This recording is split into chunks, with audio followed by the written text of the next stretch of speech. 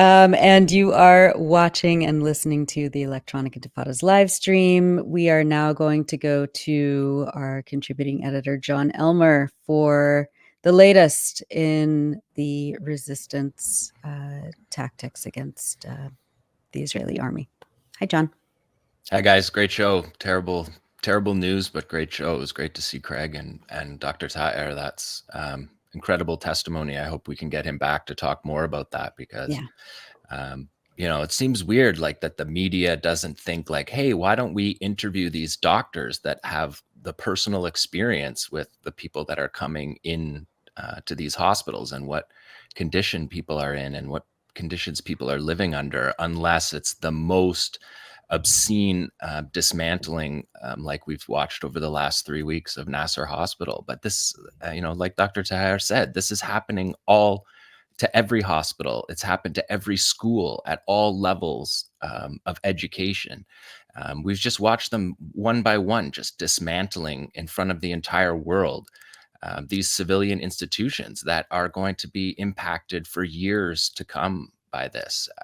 It's just devastating. And you guys did a great job of covering that. So let's turn to the resistance. Still going strong, despite an avalanche of lies about Israeli progress. There's really no indication of any of that. The Israelis moved back into southern Gaza City in the last few days, and that's when we saw their casualties tick back up because the fighters are still there in the north. The Qassam brigades still exist as a fighting force, and as we're going to talk about today on the show, all the other groups that are involved in the fight as well. So maybe we'll just start off with number one here, Tamara. This is a tunnel operation that the Qassam brigades showed us last week. And we've been bringing you these the whole conflict, but it's just incredible to see them being used. Fighters coming up from a tunnel and attacking Israeli forces behind their positions. And Abu Ubaidah spoke the other day about this. He said that you can't defeat fighters who will wait in their positions for months in their defensive positions before attacking. And he said that that kind of commitment from the fighters is what we're seeing, because this is footage from Khan Yunis.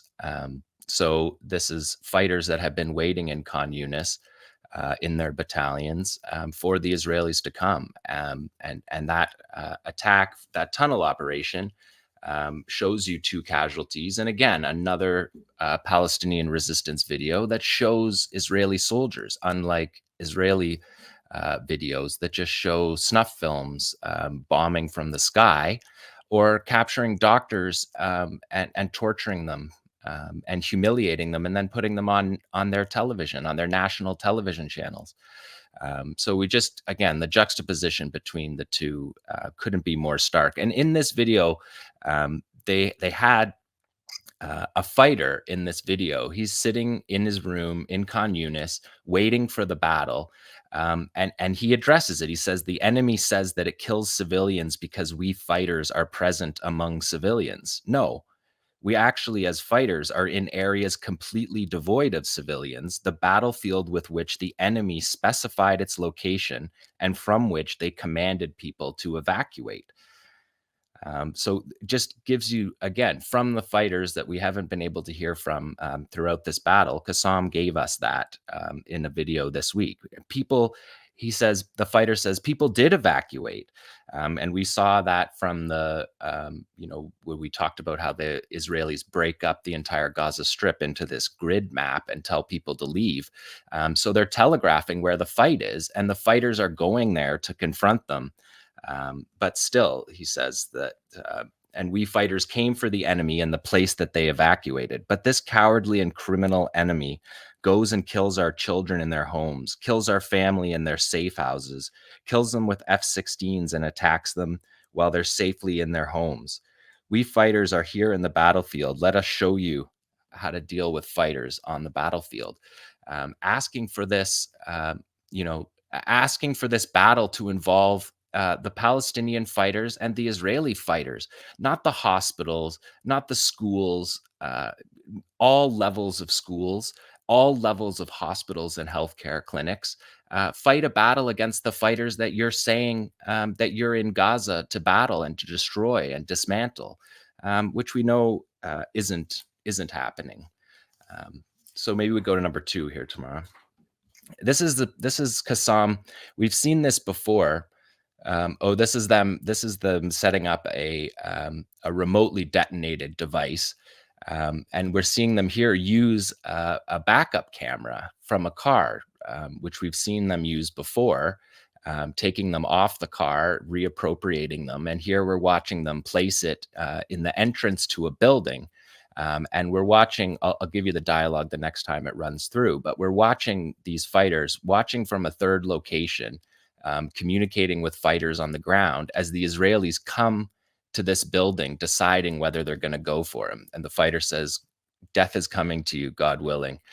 They identify the soldiers, and then the phone rings. We've taken the audio out of this, but the phone rings and he says, "Let the one behind get closer so they can entertain each other in hell."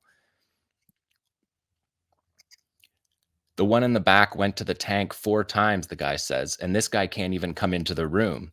And the fighter says, "We've been waiting 100 days for this," which again is what Abu Ubaidah, who is the spokesperson for the 𝐶AM brigades, effectively the spokesperson for the Palestinian National Army, addressed.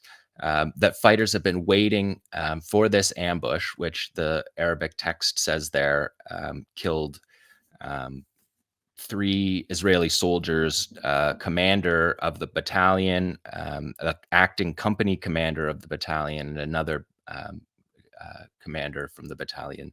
And again, so there's not backup cameras at every ambush set up by the Palestinians. So what we're seeing is just a snippet of the operations that go on. And so this is a remotely detonated 𝐓𝐡𝐞 device that we've talked about and we showed being hand delivered at previous times. This is it remotely detonated from a separate location. So another successful operation that, and when the fighter says he's gone back to his tank 4 times and this guy can't even get into the room, it shows you that the Israelis are afraid to go in these buildings. They're not doing anything like fighting inside the buildings or inside the tunnels. They're not even on the street coming into these buildings. They're taking time to get in there. So there's nothing that's happening, which we've been saying for 4 months. There's nothing happening like going into the tunnels and fighting, because this is outside. So these ambushes are set up in the tunnels as well. And when they lose soldiers like this, they're not interested in continuing to do that. And so they shift their focus to Nasser Hospital, where they snipe people, innocent people, at the entrance of the hospital, because they're not willing to do what we're watching on camera here happen. They're not willing to pay that cost. That's why they send quadcopters with guns on them. Instead of simply, like, I'm not going to give the Israelis orders on how to operate, but there's no reason that you have to shell from a distance Nasser Hospital, or cut off the power and food to the hospital. If your supposition is that there's somehow some objective there, you don't have to kill people with standoff fire or suffocate people on ventilation machines. It's so depraved what we're watching, and when you juxtapose it with the resistance, I think it's just really stark. Maybe we can go to number 3 tomorrow. This is the Popular Front for the Liberation of Palestine, the Abu Ali Mustafa brigades, and this is our first video that we've seen of the PFLP in combat in this way. We usually see this group firing rockets and mortars. These are the smaller guerrilla groups that operate within the Gaza Strip. And if we kind of understand the 𝐶AM brigades, the armed wing of Hamas, to be the national army, which it is, and the way it's organized is as a national army. After the national army, there's a number of guerrilla groups that operate. Saraya al-Quds, the Popular Front for the Liberation of Palestine, and I'll go through and show you some other groups. But this is a PFLP operation in Khan Yunis, firing an RPG at a tank. And these other groups, these smaller groups, they don't have the information operations networks set up like the Qassam brigades do. But the PFLP, the Abu Ali Mustafa brigades have talked about carrying out 100 of these operations throughout the Gaza Strip.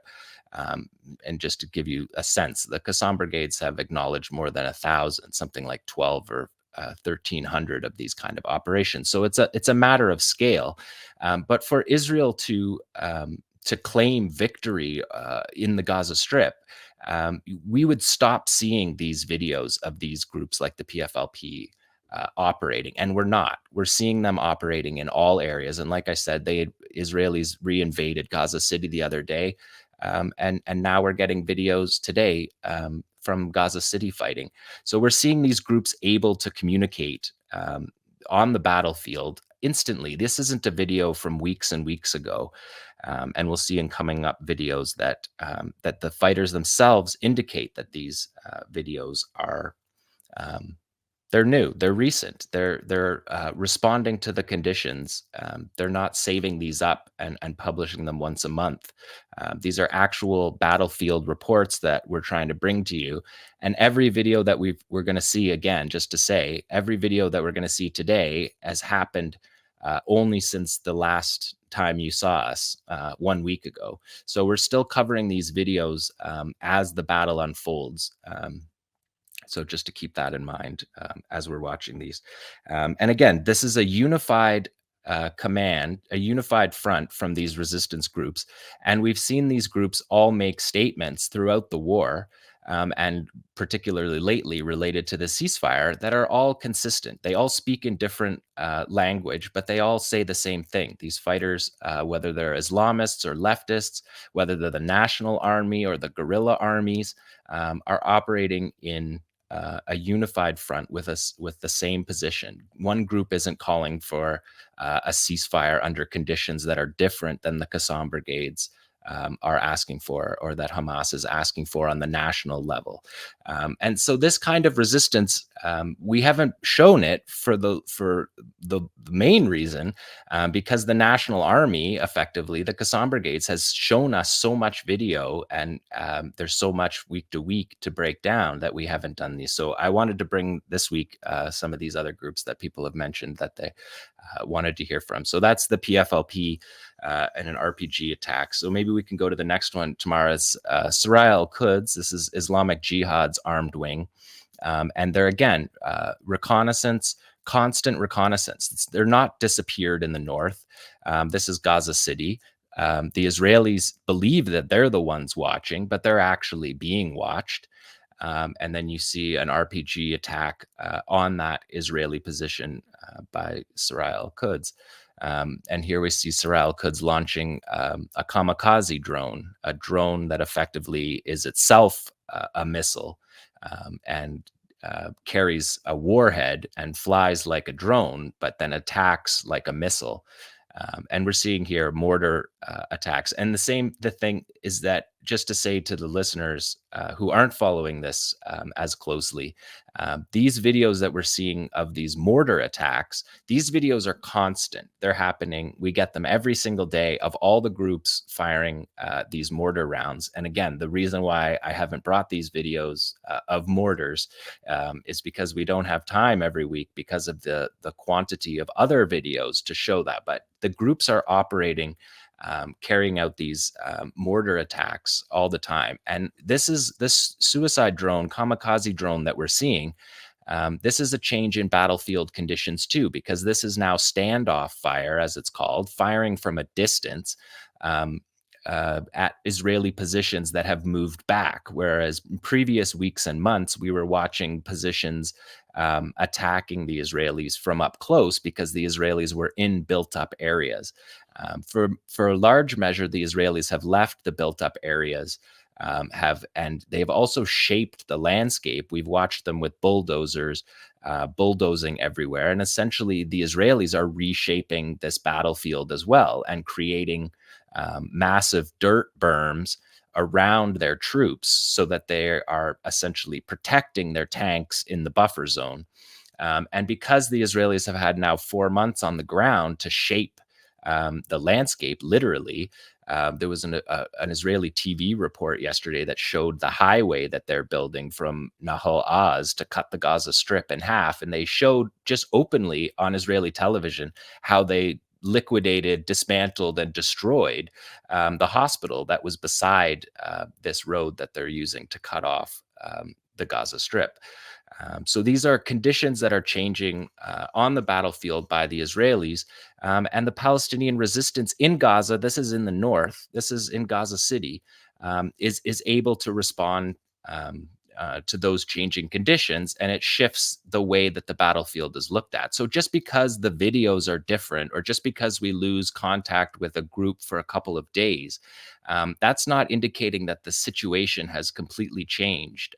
It's a situation that has gradually evolved, and the resistance responds to that. Yeah, we can go to the next one tomorrow.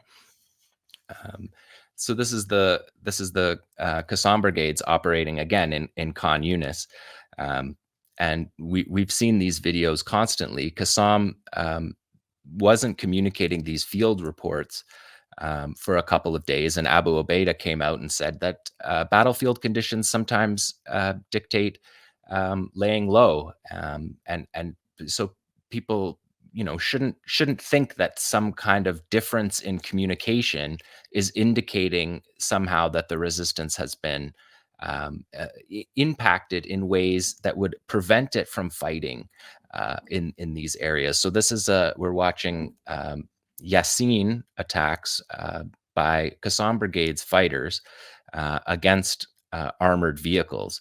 And some people, because we don't see the aftermath of these attacks, maybe after this runs through, we can go to the next one tomorrow. The effectiveness of this weapon, which I showed last show, the Israelis evacuating somebody that was a tank commander that was inside a tank that was hit. So we know that they're being killed inside their tanks by these vehicles. We know that they're impacting their bulldozers, like we see this footage right here that we're watching. For the listening audience, we're watching a fighter shoot down an alley from, I don't know what that is, 30 feet away from the bulldozer. So not only are they not dismantled, but they're right beside. And so this is a video that Al Jazeera showed the other day of the 𝐓𝐡𝐞 brigades research and development of the Yasin warhead, which the Palestinians have created a clone of an existing warhead, Soviet warhead. They've created a clone of that weapon in the Gaza Strip using what they have in Gaza, which is largely unexploded ordnance. And then their engineers have created, through years of testing, 4 years, according to the 𝐓𝐡𝐞 brigades, of just this kind of testing, to get the exact, chemical clone to get the efficacy. So what you're looking there is Al Jazeera indicating that that's 600 millimeters, 60 centimeters, 2 feet of penetration through concrete. An Israeli armor is a secret how thick Israeli armor is, but it's not 650 millimeters thick in all places. And so when Palestinians are targeting, that just wanted to bring this for people who wonder what happens on the other side of these Yasin launches, that the fighters themselves are very quickly exiting. And you can see, actually, I showed a couple weeks ago of the fighters peeling away after they fire their RPGs. And you can see the fighters in this video just testing the weapon that they're peeling away, even in this R&D setting. They're actually performing in their military capacity. You can watch this guy does it here, even though he's watching. They're testing here how many layers of this concrete it can go through, and still the fighters are peeling off. So I just wanted to show people that for the efficacy of it. Maybe we can go to number 6 here tomorrow. And this is also Saraya al-Quds, the armed wing of Islamic Jihad. This is a long video that I edited shorter, but you can see them tracking tanks. And you can see that on the top of that tank there, it's what's called a cope cage. And we saw those, the Israelis added that to their tanks before the invasion of Gaza, and they were flat metal cages to protect against the suicide drones that we watched launched, or the RPGs fired from elevated areas. And they came into Gaza with those cope cages. And now they've changed those cope cages from being flat across the top to being a canopy, because of the efficacy of the Palestinian resistance firing down from elevated shooting positions, which I've pointed out all through this war, is a significant advantage for attacking the army and attacking these tanks. If you can attack them from above, they're not as strong. And so what we're watching here is Soraya Al-Quds monitoring an Israeli supply convoy, watching all of their listening devices. We're watching them, and those are the berms that I talked about. The Israelis have created that berm, and then their fighters are behind it, and their armored vehicles are behind it. And so what we're watching here is Soraya Al-Quds monitoring that supply convoy for multiple days, figuring out the position exactly to where they are, and then calibrating their mortar fire, so that it's not just firing randomly at the border with the mortars, hoping to hit Israeli positions on the other side of the border. They're able to monitor the movements, calibrate where they are, where that means that their base is, and then get their mortars on target, like this video clearly shows. This is Soraya Al-Quds showing in this video the medevac flight by the Israeli Air Force to get their injured fighters, their injured soldiers, out of these areas. So there's the cope cage again. You can see how it's a canopy now rather than flat across the top, and that is a response to the efficacy of the Palestinian resistance firing from above. So again, we're seeing battlefield conditions change. This is operations in the buffer zone. This is Israel not wanting to be in the built-up areas right now in this interim period between the invasions of Khan Yunis and Rafah, which the Israelis say is pending. But if you give the resistance time, as Soraya Al-Quds has had here, they're going to recalibrate their resistance into the buffer zone. They're going to attack these positions inside the buffer zone. And it takes, again, these are all videos from this last week. If we were doing collections of videos from the whole month, we might show these trends in a series of videos all at once, but we're breaking these down week by week, covering this conflict. So this video shows that the resistance is able to monitor all of these positions that Israel believes that they're monitoring from, and then successfully attack them. And even when we weren't getting as many field reports from the Qassam brigades for the last week, the Israelis were still leaking out their casualties one by one, as they have been doing throughout this whole war. They try not to group their casualties together to show that 3 and 4 and 5 soldiers are being killed at once. And we don't know the outcome of this, but it's clear from this medevac flight that you'll watch come in here, and then after that we can flip to the next one tomorrow, that the positions, that the mortar fire that we watch, and we only see the cameraman showing the mortar. There's the medevac helicopter being flown out. So that's Soraya Al-Quds. And this next one is the Popular Resistance Committees, the Nasser Saladin brigades. And they're showing you here that they're operating in the north, and their rocket launchers capacity has been removed. The Qassam brigades, as the national army, they have their rocket launchers buried and connected by tunnels. And that's one of the things that has frustrated the Israelis, is that they believe they know where these rockets are being fired from, and then they approach and they don't see it because it's buried in the ground. So the Popular Resistance Committees here is showing us that they've lost their launchers, but they're firing those missiles, those rockets, without launchers, and putting a sign there that says that the Nasser Saladin brigades are still operating in the northern Gaza Strip. So Israel hasn't even knocked out the smaller guerrilla groups in these areas. let alone dismantling the national army effectively that the 𝐤𝐶𝐞 brigades are. So, and again, the Popular Resistance Committees, same as all the other groups, they believe no deal without the end of the aggression. So they're not saying temporary ceasefires. They're sticking to the position of the Palestinian National Movement in the proposal that was submitted to the negotiators by Hamas, which is communicating the 𝐤𝐶𝐞 Brigade's message from the Gaza Strip, and we see the Popular Resistance Committees participating in that. So that's another one of the groups in the Gaza Strip operating, so you could see there, without their launchers, but still carrying on to fight, which is something that the 𝐤𝐶𝐞 Brigades, if they were to be dismantled as a national army, could revert to a guerrilla group that would operate with similar effectiveness. So these are just lies of the Israelis to say that they're dismantling these, and as Ali said, trying to get a spectacle of victory out of essentially an attack on a ghettoized population that has nowhere to go. So maybe go to the next one tomorrow. This is another two groups. This is the Democratic Front for the Liberation of Palestine, a leftist group, the National Resistance Brigades. They're called the Martyr Omar Qasem Brigades. And they're operating with the Al-Aqsa Martyrs Brigades, which is a Fatah adjacent resistance group.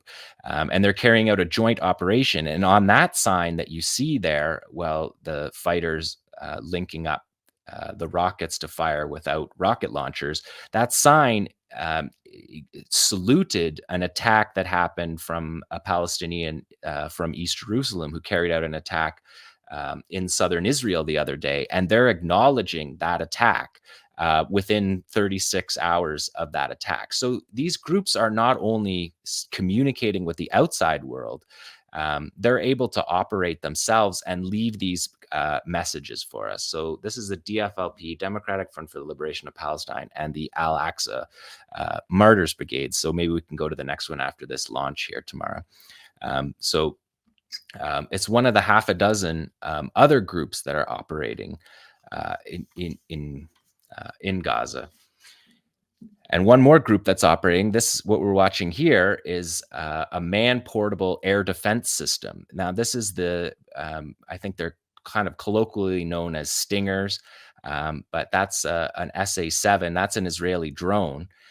These were weapons that we've talked about before on the program. These were brought in from Libya after the collapse of the Gaddafi government.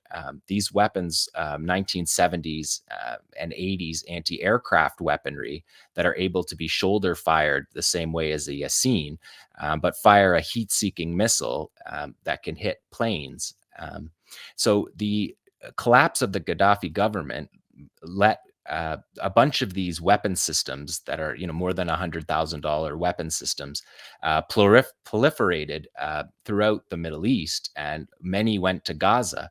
But the problem with them was that the batteries were dated, and that the whole system relied on these thermal batteries to work. And so essentially, I think I described them previously without the batteries as effectively a stick that you could maybe hit somebody with, but that otherwise useless weapon. So the Palestinians got these weapons from Libya as effectively useless weapons. And then their 𝐤𝐶𝐞 engineering units set about building a battery pack for them. And you can see if there's shot right there, that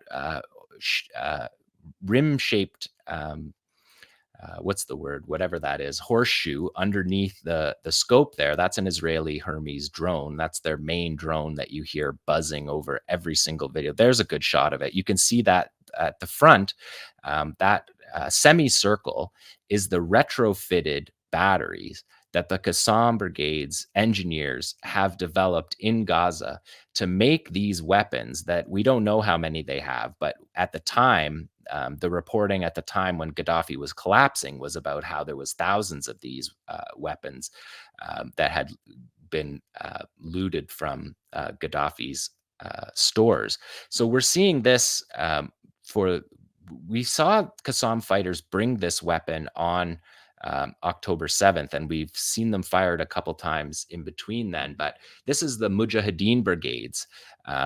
The fighter that you're seeing there is a fighter from the Mujahideen brigades who's using the 𝐓𝐡𝐞 weapon. And so they call that a joint operation. And so this is the Mujahideen brigades also operating in the Gaza Strip. And you can see from this video that the groups are operating together. They're sharing their weaponry. And the Mujahideen brigades are also have been fighting on all fronts of this battle, as all these groups have that I've mentioned. More than half a dozen of these groups operating. You can see there on that shot the retrofitted battery. So that was a question that we had going into this war. If we were doing this show 6 months ago, I would have talked about whether they had retrofitted these batteries and if it meant that the Palestinians had anti-aircraft defenses.